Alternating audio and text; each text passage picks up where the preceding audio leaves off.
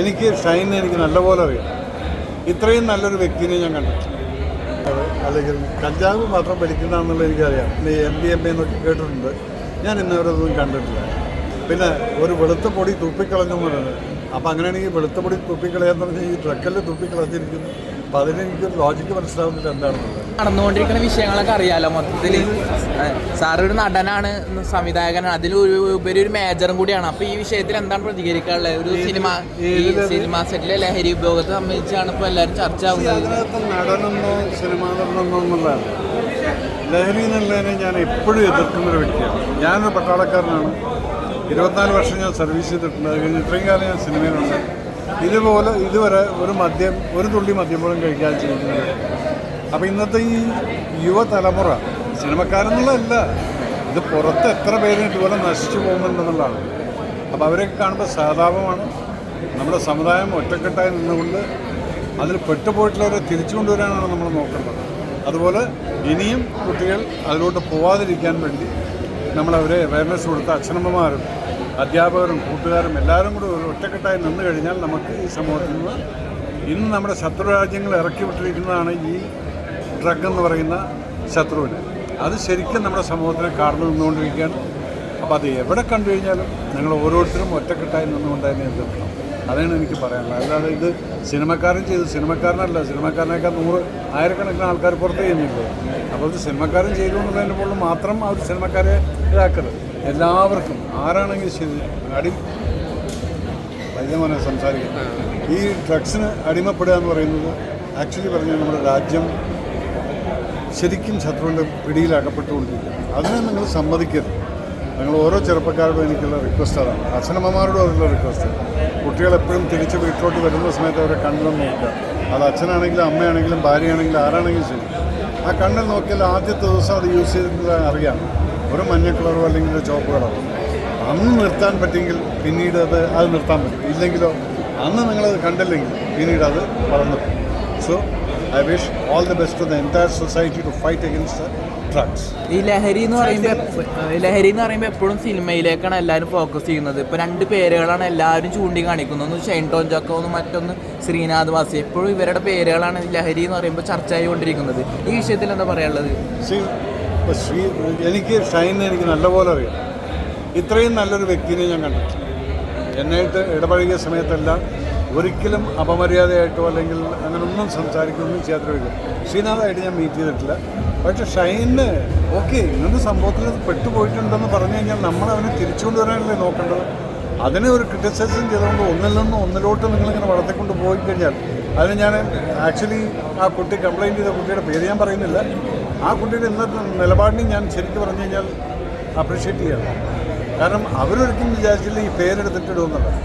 അവർക്ക് വന്ന വിഷമമാണ് പറഞ്ഞത്. അതുകൊണ്ടാണ് അവർ പറഞ്ഞത് ഞാൻ ഈ കേസ് ഞാൻ പിൻവലിക്കുന്നത്. I appreciate.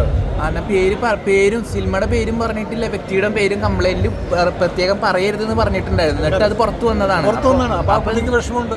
അപ്പോൾ ആ കുട്ടി എന്താണ് ആഗ്രഹിച്ചത്? ഇതെങ്ങനെങ്കിലും പറഞ്ഞിട്ട് എങ്ങനെയെങ്കിലും ആ ഷൈനെ മാറ്റിയെടുക്കാൻ പറ്റുമെന്നുള്ളതാണ് നോക്കിയത്. പക്ഷേ അത് നിങ്ങൾ പബ്ലിക്കിൽ നിന്നിട്ട് ഇതുപോലെ ചെയ്തു എന്ന് പറയുന്ന സമയത്ത് ആ കുട്ടിക്ക് പോലും വിഷമമുണ്ട്, എനിക്കും വിഷമമുണ്ട്. കാരണം വെച്ചാൽ നിങ്ങൾക്ക് അറിയാമായിരിക്കും ആരാണ് എന്താണെന്നുള്ളത്. പക്ഷെ അത് കാണിച്ചിട്ട് എന്താണ് ഒരു കാര്യമില്ല. വെറുതെ ഒരു ന്യൂസ് വാല്യൂ ഉണ്ടാക്കിയെന്നുള്ളതല്ലാതെ. അപ്പോൾ ശരിക്കും പറഞ്ഞു കഴിഞ്ഞാൽ ഈ ഒരു കേസിൽ ഞാൻ ആ കുട്ടീനെയാണ് അപ്രീഷിയേറ്റ് ചെയ്യുന്നത്. ബിക്കോസ് ശ്രീ സർക്കി ഞാനിതൊരിക്കലും ആഗ്രഹിച്ചിട്ടില്ല. ഈ കേസ് ഞാൻ പിൻവലിക്കുന്നു. അതിനെ ഞാൻ അപ്രീഷിയേറ്റ് ചെയ്യുന്നത്. കാരണം നമ്മൾ അത് നിങ്ങൾക്ക് എന്ത് വേണമെങ്കിലും പറയാം. ആ കുട്ടി പറയുന്നത് ആളെ മാറ്റിയെടുക്കാമെന്നല്ല, ആളുടെ കൂടി ഇനി അഭിനയിക്കില്ല എന്നാണ് പറയുന്നത്. അപ്പം അത് മാറ്റിയെടുക്കാമെന്നുള്ള ഉദ്ദേശത്തിലല്ല പരാതി കൊടുത്തതെന്നുള്ളത് വ്യക്തമാണ്. അതെല്ലാം അതിപ്പോൾ ഒരു ഇമോഷനിൽ പലരും പറഞ്ഞു ഞാൻ ഇനി ചെയ്തതാണ്. പക്ഷേ കുറച്ച് നമ്മളൊന്ന് സമാധാനമാകുന്ന സമയത്ത് നമ്മളിങ്ങനെയുള്ള ഈ സമൂഹത്തിലിരിക്കുന്ന ആൾ ഞാനല്ലേ പറഞ്ഞത് ഡ്രഗ്സിന് ആരടിമപ്പെട്ടു കഴിഞ്ഞാലും നമുക്കതൊരു 2 രീതിയിലെടുക്കാം. ഒന്ന് പോയി, 2 തിരിച്ച് പിടിക്കാൻ നോക്കൂ. അപ്പോൾ അതിന് വേണ്ടിയിട്ട് നമ്മളെല്ലാവരും ഒരുമിച്ച് നിൽക്കണം. അതുകൊണ്ടാണ് ഞാൻ പറയുന്നത് ഇങ്ങനൊരു ഇത് സിനിമക്കാരൻ മാത്രമല്ലല്ലോ, എല്ലാവരും ഇല്ലേ. സിനിമക്കാരെന്ന് പറഞ്ഞാൽ സാധാരണ ജനങ്ങൾക്ക് മോഡൽസ് ആവേണ്ട ആൾക്കാരാണ്. അപ്പോൾ അവർക്ക് എതിരെ ഇങ്ങനെ ഒരു കംപ്ലൈൻറ്റ്, ഒരു പരാതി വന്നു കഴിയുമ്പോഴത്തേക്കിനകത്ത് അപ്പോൾ ഞാനൊന്ന് ചോദിക്കട്ടെ, നിങ്ങൾ ഷൈനെ മാത്രം പിടിച്ചിട്ട് മോഡൽ ഇങ്ങനെ ആക്കിയെന്ന് പറയുന്നത് ഞാൻ മേജർ രവി ഒരു പട്ടാളക്കാരനായിട്ട് ഇത്രയും കാലമായിട്ട് ഞാൻ മദ്യപിക്കാത്തൊരു വ്യക്തി. എന്തുകൊണ്ട് നിങ്ങൾ ആ ഉദാഹരണം പറഞ്ഞുകൊണ്ട് പിള്ളേരുടെ അടുത്ത് കണ്ടുപിടിക്കരുതെന്നുള്ള പറയില്ല?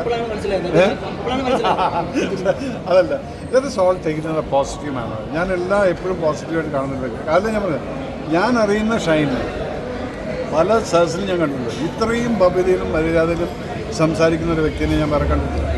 അപ്പോൾ ഡ്രഗ് അടിച്ചിട്ടോ അല്ലെങ്കിൽ അതടിച്ചിട്ടോ അത് ഇപ്പോഴൊന്നും കാണില്ലായിരിക്കും.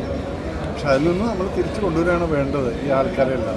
ഞാൻ ഇനി ഷൈനെ കാണുകയാണെങ്കിൽ പിടിച്ചിരുത്തി ഞാൻ അവനെ അഡ്വൈസ് എന്ന് പറഞ്ഞാൽ അത് ശരിക്കും തലയ്ക്ക് കയറുന്ന രീതിയാണ്. ഞാൻ റീസെൻ്റ്ലി ഒരു കുട്ടീനെ ഞാൻ കണ്ടായിരുന്നു, ഒരു 17 വയസ്സുള്ള ഒരു പെൺകുട്ടീനെ. സാർക്കും പറയുന്നതിലൂടെ ഷൈൻ ഇതിന് ഈ ഒരു ഉപയോഗം ഉണ്ടെന്ന് തന്നെയാണ് സാർക്കും പറയുന്നത്. നിങ്ങൾ പറഞ്ഞുണ്ടാക്കിയിട്ടില്ലല്ലേ? അപ്പം അങ്ങനെ ഞാൻ പറയും, ഞാൻ കണ്ട ഷൈൻ ഒരിക്കലും എൻ്റെ അടുത്ത് അങ്ങനെ മിസ്ബിഹേവ് ചെയ്തിട്ടില്ല, അല്ലെങ്കിൽ ഡ്രഗ് അടിച്ചിട്ടുള്ളതാണെന്ന് എനിക്ക് തോന്നിയിട്ടില്ല. പല സ്ഥലത്തും ഞങ്ങൾ പല കാര്യങ്ങളും സംസാരിച്ചിട്ടുണ്ട്. അപ്പം അങ്ങനെ നിങ്ങൾ പറയുന്ന, നിങ്ങൾ ഉണ്ടാക്കുന്നത്, നിങ്ങൾ എന്തിനാണ് ഈ നെഗറ്റീവ് മാത്രം കാണുന്നത്? അതെ,